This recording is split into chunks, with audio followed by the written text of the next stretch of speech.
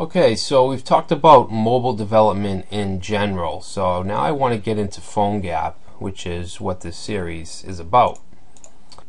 So what is PhoneGap? PhoneGap is a mobile web development framework that allows developers to build mobile applications that are written in HTML5, JavaScript, and CSS. PhoneGap applications are often called hybrid apps because they have native app properties and features but are actually written with web standards. Hybrid apps do not appear in a browser like most web apps. They appear to be native, and they can also access device resources as a native app would. So the camera, the phone contacts, geolocation, storage. It can basically access, it allows us to access all that stuff through HTML5 and JavaScript. And PhoneGap apps can be submitted to app stores, so they can go on the Apple Store or Google Play or the BlackBerry App Store. PhoneGap is open source and free.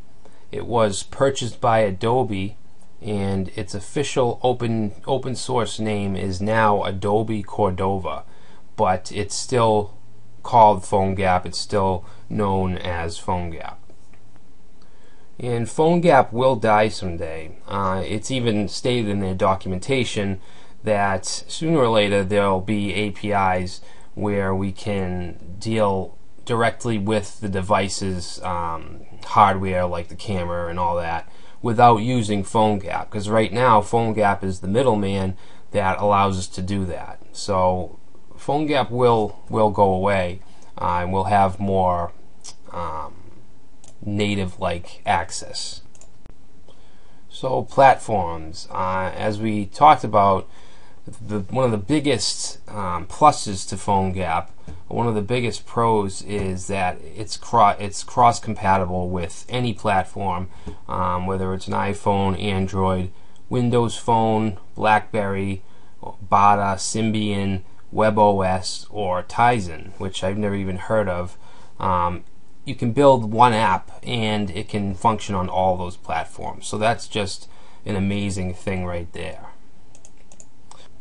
Alright, so let's take a look at how PhoneGap actually works. So we have our web app, which is built with HTML, JavaScript, CSS, and that goes into the PhoneGap framework, which will then add the native code for each device and spit out the application on iOS, Android, BlackBerry, whatever. And there's a few different ways to build PhoneGap apps. You can use an IDE like Eclipse, which has an Android plugin, or Xcode on a Mac. But the recommended way and the easiest way is to use the PhoneGap build service. So if you go to build.phonegap.com, basically you just upload your HTML, JavaScript, CSS, and a config file, and it spits out, it gives you the actual app to download, for instance the APK file for an Android. You do need an iOS developer's license to create iOS or iPhone apps with PhoneGap, which is, I think, $100 or $99 or something like that. BlackBerry, you do need a code, but I believe it's free. So Android is easily, you just put it into the PhoneGap build and you can download the APK, put it right on your phone, and that's it. So we'll be mostly dealing with Android through this whole course, just because it's very popular. Obviously it's free, there's no license or anything, so we can build them for free. So yeah, so let's go over some of the supported features. So these are features that normally would only be able to be accessed through a native app, but with PhoneGap we can use these features with HTML and JavaScript. So you can see we have the iPhones, the Android, BlackBerry, Windows Phone, and some of the less popular phones. The accelerometer can be used on all platforms. The camera can be used on all platforms. Compass, is not on the iPhone 3G, but it is on the 3GS and newer. It's not on the BlackBerry contacts, which allows us to access the phone's contacts. Is available on all platforms except WebOS. We have file, geolocation, media, network. We have the notification systems, which is the alert, the sounds, vibrations, and storage. We can use HTML5 local storage, or we can actually use a client database, which we'll be looking at. So you can see it pretty much does whatever a native app does. So PhoneGap advantages: cross-platform is the biggest advantage. Built with web technologies, which are a lot easier to learn, or we have more developers that know web standards over Java and other languages. It runs like a native app. There's no visible browser, so there's no URL bar at the top or anything like that. It can have access to device resources like the camera and contacts, and we do that through special JavaScript APIs. Development methods: there are a few different ways to build a PhoneGap application. We can use the SDKs in an IDE like Eclipse, which has, for instance, an Android plugin with an emulator, but it's pretty difficult to do just to get the SDKs up and running and deal with the file structure. In command line, we could also do it through command line, which is also pretty complicated.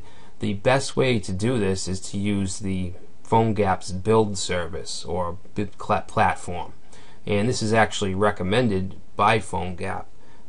So pretty much we sign up on build.phonegap.com, and all we have to do is upload our HTML, JavaScript, and CSS, and then it'll give us a link to download the actual app for each platform.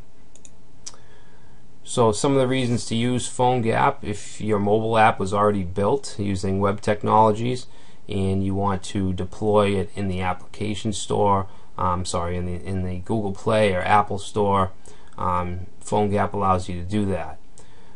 If you want to build a mobile app leveraging your web development skills but need to leverage device-side features like camera, contacts, calendar, which aren't supported by mobile browsers, so PhoneGap can do that. If you want to build a quick prototype of a mobile application and don't have time to learn Java or Objective-C, PhoneGap is a really good thing to use. So device resources we can use through APIs. We've talked about this, but here's a more in-depth list. We can access the accelerometer, the camera, capture, compass, connection, contacts, device, events, file, geolocation, globalization, the in-app browser, media, notification system. We can also have splash screens and icons, and the storage system, which is the local storage, HTML5, or we can actually use a client-side database. So PhoneGap help and resources: obviously the website, the wiki, Google Groups, and the PhoneGap blog are all great resources.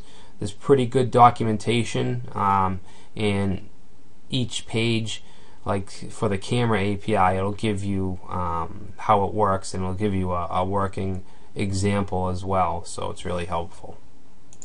So that's it.